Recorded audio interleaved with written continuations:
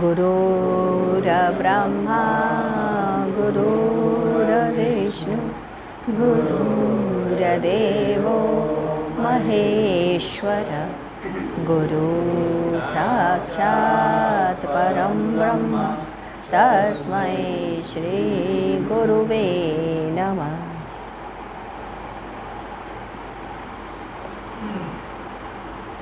अब आइए आगे की तरफ पढ़ते हैं। उसके पश्चात हम सभी फिर घर की बनी हुई आइसक्रीम को खाए। इस पर भी गुरुदेव कहने लगे कि आजकल आइसक्रीम वाले पता नहीं क्या क्या डालते हैं इसमें जमाने के लिए। कुछ तो कहते हैं कि इसमें जानवर की हड्डी का पाउडर मिलाते हैं जिससे कि आइसक्रीम बहुत ही सॉफ्ट बने। लोग बड़े ही प्रेम से उसे खाते हैं। बाज़ारों और होटलों में मिलने वाले कटलेट जिसमें कि सबसे रद्दी और सड़ा हुआ कुचला हुआ ब्रेड का टुकड़ा डालते हैं, उसी को सुखाकर पीसते हैं। उसका आलू कैसा है? बाज़ार के समोसे और आलू चप कितने स्वादिष्ट लगते हैं। जितने भी ज़्यादा सड़े और गले आलू हैं वो उसमें मिलते हैं, जिन्हें जानवर तक नहीं खाता। दुकानदार उसी आलू को कम से कम पैसों में ख़रीद कर लाते हैं और आपको खिलाते हैं, और आप आराम से मुस्कुराते हुए उस जहर को खाते हैं। फिर भी आप जिंदा हैं। क्या ये कम है? प्रत्येक व्यक्ति का अपना आत्मविश्लेषण होना चाहिए और हमेशा समय समय पर उसे करते रहना चाहिए। मेरे अंदर कोई दोष तो नहीं आ रहा? क्या मैं द्वेष और ईर्ष्या से पीड़ित तो नहीं हूँ? क्या काम भाव मन में आ रहा है? इत्यादि को सदैव देखते रहना चाहिए। यही आत्मविश्लेषण है। काम का सुख एक ऐसा सुख है जो वृद्धावस्था तक व्यक्ति को नहीं छोड़ता। वह अचेतन मन में बैठा रहता है।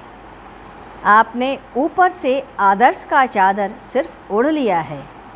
मुझे ऐसा नहीं करना है। समाज क्या कहेगा? लोग मेरे बारे में कैसी धारणा रखेंगे? इत्यादि भावनाओं से वह काम आप दबाए रखते हैं, परंतु नहीं समझ पाते कि यह वासना निर्मूल नहीं हुई है। बस समय और मौके की बात है। आप कब नीचे उतर जाएंगे उसमें वक्त नहीं लगेगा। एक प्रसंग आता है। व्यासदेव जी एक स्थान पर जा रहे थे। अपने भाव में डूबे थे। बगल के नदी पर कुछ स्त्रियां स्नान कर रही थीं।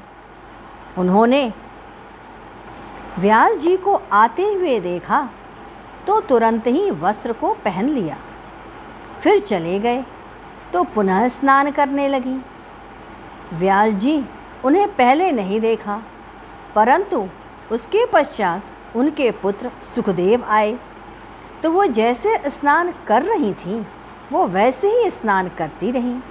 उन्होंने वस्त्र नहीं पहना। यह देखकर व्यास जी ने उन स्त्रियों से पूछा, तुम मुझे देखकर कुछ नहीं की जबकि मैं बूढ़ा हूँ? मेरे अंदर सर्वथा सब कुछ का अभाव है। तुमने वस्त्र पहन लिया और मेरा पुत्र जो अभी महज 16 वर्ष का है, दिखता भी सही है, जवान भी है, तुमने उसे देख करके वस्त्र नहीं पहने जबकि वह युवा है। उन स्त्रियों ने कहा, भगवान, आपके अंदर इसका बोध है कि मैं स्त्री हूँ और वह पुरुष है। इस बात का ज्ञान आपके अंदर है, परंतु सुखदेव जी ने के पास इसका भी बोध नहीं है कि यह स्त्री है और वह पुरुष। स्त्री और पुरुष उनके लिए दोनों ही समान हैं, बराबर हैं।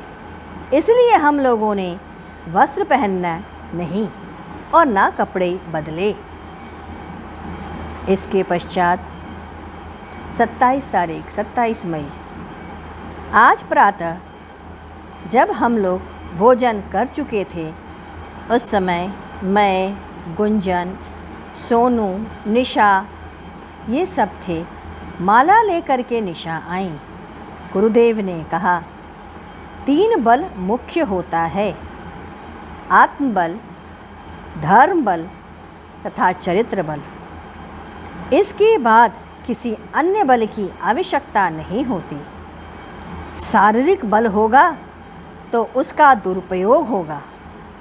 यदि धन बल होगा तो जीवन में विलासिता भरेगी। यदि ज्ञान का बल होगा तो दूसरे का दिमाग तुम निरंतर चाटते रहोगे। अतः प्रथम 3 बल ही मनुष्य के जीवन में बहुत महत्वपूर्ण हैं। इसके पश्चात 31 मई, अनिल के बहनोई के बच्चे का मुंडन था, उसका हवन हुआ। सायंकाल भोजन बना, सभी ने प्रसाद ग्रहण किया। गुरुदेव रात्रि में कहने लगे, र शब्द अग्नि तत्व का युक्त है। जिसके नाम में र से प्रारंभ होता है, उसका स्वभाव में अग्नि होती है या क्रोध होता है। बात बात में उसके अंदर मारपीट करना या उखड़ जाना, ऐसी संभावनाएं बहुत ज़्यादा होती हैं। इसी तरीके से उन्होंने कई नामों का उदाहरण दिया, राजेश, रोशन, राशि इत्यादि नाम। इसके पश्चात 1 जून, आज की रात्रि हम लोग गुरुस्थल पर ही रहे। गुरुदेव साधना के विषय में बात कर रहे थे। प्रातः हम सबों ने साधना की। 5 बजे के करीब गुरुदेव ने विगत 2-3 वर्ष के अंदर अचेतन मन की क्रिया और प्रतिक्रिया की बातें की। उन्होंने कहा, भावनाएं कैसे बनती हैं, फिर उसके साथ वासनाएं होती हैं।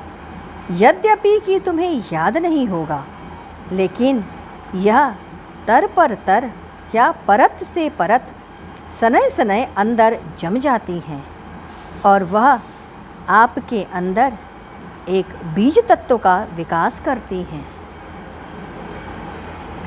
सभी वक्त के साथ साथ धीमे धीमे आपके चेतन से धूमिल हो जाती है और अचेतन मन में वह पड़ी रहती है।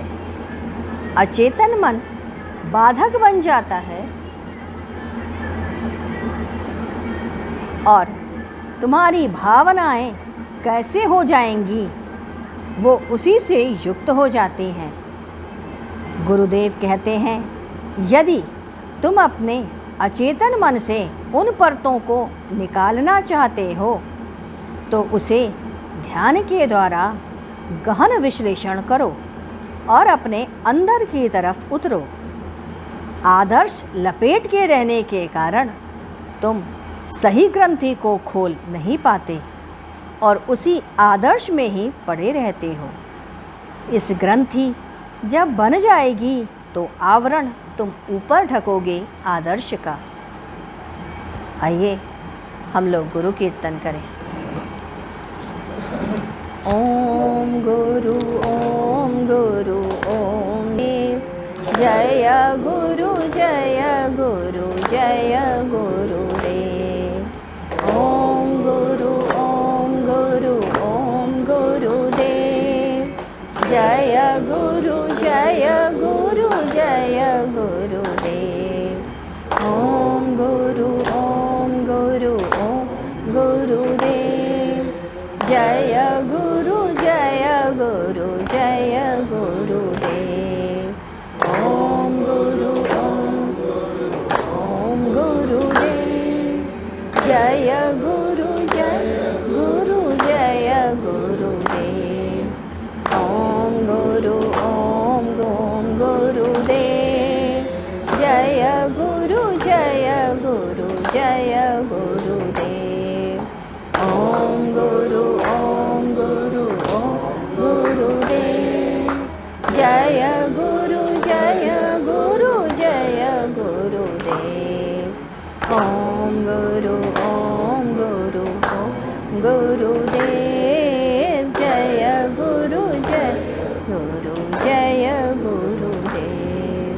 बोलिए सद्गुरुदेव महाराज की जय। सद्गुरु तुम्हें शत शत नमन, सद्गुरु तुम्हें शत शत नमन, सद्गुरु तुम्हें शत शत